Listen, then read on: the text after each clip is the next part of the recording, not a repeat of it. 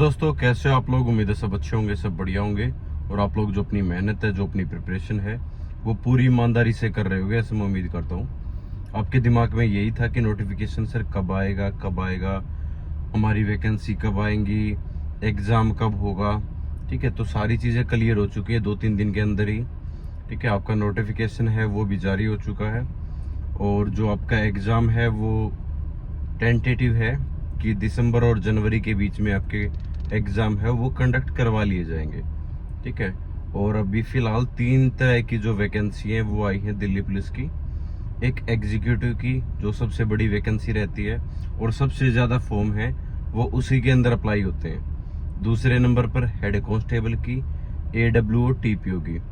ठीक है, जिसके अंदर सेकंड नंबर पर सबसे ज़्यादा फॉर्म अप्लाई होते हैं। फिर आती है आपकी थर्ड नंबर की, जो कि दिल्ली पुलिस की ड्राइवर की वैकेंसी है।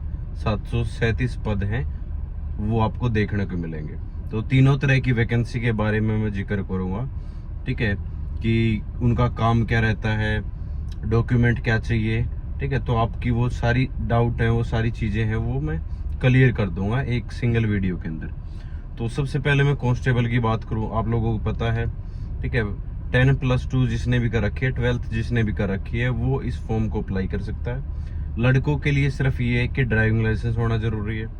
ठीक है, और तीनों के अंदर 170 सेंटीमीटर हाइट है वो चाहिए। 5 सेंटीमीटर की छूट मिलती है सिर्फ ST कैटेगरी को।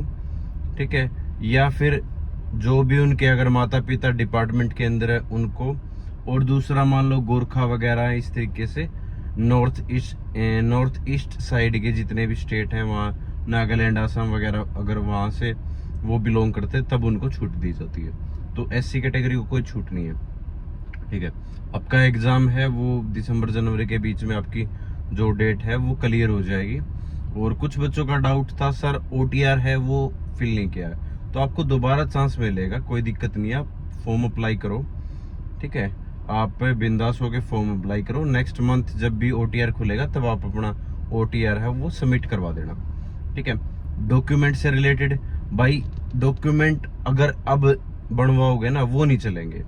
ठीक है, कुछ बच्चे ऐसे समझदार है कि सर अब बनवा लेता हूँ मैं, क्योंकि हमने पहले बहुत बार बोल चुके थे आप लोगों को कि आप अपने डॉक्यूमेंट है वो बनवा लो, वो बनवा लो। मतलब जब से आपके फॉर्म भरने स्टार्ट होने जा रहे हैं, ठीक है, 22 तारीख से 24 तारीख से, उससे पहले के आपके जो डॉक्यूमेंट है वो बने हुए होने चाहिए।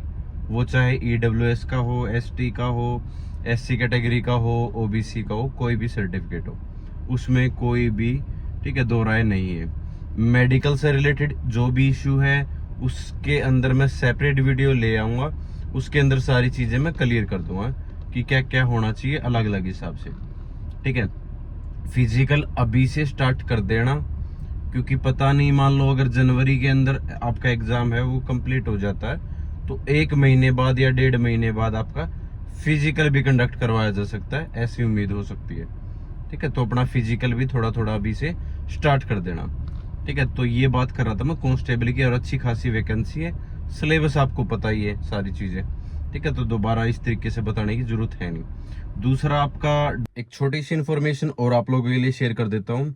अगर आपसे घर पे पढ़ाई नहीं हो रही है, मन नहीं लग रहा पढ़ाई के अंदर, तो रेवाड़ी के अंदर गुरुकुल खुला है, यहाँ पर आप विजिट कर सकते हो। रहना, खाना पीना सारी चीजें एक ही प्लेटफॉर्म पर हो जाती है। तो स्क्रीन पे नंबर दे रखा है, उनसे एक बार आप बात कर सकते हो, कांटेक्ट कर सकते हो। ड्राइवर की वैकेंसी के बारे में जिक्र कर लेता हूँ। उसके अंदर भी 10+2 ही आपकी जो क्वालिफिकेशन है वो चाहिए। इसमें जो एज है ना, क्राइटेरिया वो हो जाती है 21 से 30 तक। ठीक है, जो पहले वाली कांस्टेबल की थी उसमें 18 से 25, जो भी रिलैक्सेशन मिलता है वो अलग से। और इसमें हो जाता है आपका 21 से 30, और जो भी रिलैक्सेशन मिलता है वो अलग से। और इसके अंदर क्या कंडीशन है, आपके पास हैवी लाइसेंस होना जरूरी है, कंपलसरी है। ठीक है, सिलेबस आपका वही रहेगा, 50 नंबर के सारे तीनों सब्जेक्ट, 20 नंबर की आपकी GS, 20 की आपकी रीजनिंग और 10 का आपका मैथ। ठीक है, और 50 नंबर का आपका ट्रेड टेस्ट, मतलब उसके अंदर आपके सिग्नल वगैरह या गाड़ी के बारे में, व्हीकल के बारे में, इस तरीके से जो चीजें मेंटेनेंस है, ठीक है, उनके बारे में क्वेश्चन है वो पूछे जा सकते हैं। उसके बाद आपका फिजिकल होगा, इसके अंदर भी फिजिकल है। फिजिकल थोड़ा सा लाइट हो जाता है कांस्टेबल के रिगार्डिंग और कंपैरिजन के अंदर। और दूसरा इसके अंदर आपका ड्राइविंग टेस्ट होगा, और ड्राइविंग टेस्ट के अंदर लगभग सभी बच्चे पास हो जाते हैं, क्योंकि हम ही उस चीज़ को कंडक्ट करवाते हैं। ठीक है, तो दिल्ली पुलिस ही उस चीज़ को कंडक्ट करवाते हैं। तो ड्राइविंग टेस्ट के अंदर आप सभी पास हो, कोई दिक्कत नहीं है। उसके बाद मेडिकल होता है, तो ये सारा जो प्रोसेस है वो चलता है। अब बात करेंगे AWO TPO। Sir AWO TPO क्या होता है? जितने भी वायरलेस कम्युनिकेशन होते हैं ना दिल्ली पुलिस के अंदर, ठीक है, मोस्टली आपको ऑफिस की ड्यूटी है वो देखने को मिलेगी। ठीक है, ज़्यादा फील्ड के अंदर आपको वर्क नहीं करना पड़ेगा। फील्ड में यही वर्क है कि आप मान लो किसी सीनियर ऑफिसर के साथ लगे हुए हो, तो उतना ही आप तक वो जो काम हो सीमित है। मतलब आप DCP के साथ हो, ठीक है, ज्वाइंट CP के साथ हो, ठीक है, या ACP के साथ हो, जिनके भी साथ हो, ऑपरेटर का काम कर सकते हो, या फिर ऑफिस के अंदर कम्युनिकेशन का। ठीक है, कि जो भी मान लो मैसेज पहुंचाना है, मैसेज कट करना है, इस तरीके से चीजें हैं। मान लो जैसे मैं ऐसा एग्जांपल देता हूँ, PCR के अंदर हेडक्वार्टर होता है, वहां पर जितने भी हम कॉल वगैरह करते हैं, तो उनको ऑपरेट करने का काम कि किसको, किस गाड़ी को किस एरिया में वो कॉल देनी है, उसके बाद वो जो PCR है वो रेस्पॉन्ड करती है। मतलब कम्युनिकेशन का दिल्ली के अंदर यही जिम्मा से मारते हैं AWO TPO। तो अच्छी जॉब होती है, रेस्ट भी प्रॉपर मिलता है, ज्यादा बर्डन नहीं रहता, और टाइम पर प्रमोशन भी मिल जाता है, और डायरेक्ट आप पे हेड कांस्टेबल भर्ती हो रहे हो, तो आपके जो पे लेवल है वो आपका 4 हो जाता है, तो आपकी सैलरी भी अच्छी खासी आपको देखने को मिलेगी। और इसमें मेडिकल है, इसमें काफी छूट दी जाती है, मतलब आपको चश्मे तक अलाउड हो जाते हैं। तो ये भी आपके पास अपॉर्चुनिटी है। लेकिन क्वालिफिकेशन क्या होनी चाहिए? आपके पास PCM होना चाहिए, फिजिक्स केमिस्ट्री मैथ। ठीक है, तो वही अप्लाई कर सकता है PCM वाला ही। और एज है वो 21 से 27 तक होनी चाहिए। ठीक है, और क्या कंडीशन? और कोई कंडीशन नहीं है। आपको टाइपिंग स्किल है वो आनी चाहिए, वो आप टाइपिंग सीख सकते हो। अभी आपके पास टाइम है 2-3 महीना। जिसके पास भी PCM है, ठीक है, वो इस भर्ती को देख सकता है। एज 21 से 27 है, और आप डायरेक्ट हेड कांस्टेबल है और डिपार्टमेंट के अंदर भर्ती हो रहे हो, तो अपॉर्चुनिटी आप लोगों के लिए अच्छी है। ठीक है, फिजिकल इसके अंदर भी होता है 7 मिनट के अंदर 1600 मीटर, तो फिजिकल ज्यादा हार्ड नहीं रहता। ठीक है, और रिटर्न के अंदर आपकी 25 नंबर की जो साइंस है वो इंक्लूड हो जाती है, बाकी सब्जेक्ट वही रहेंगे।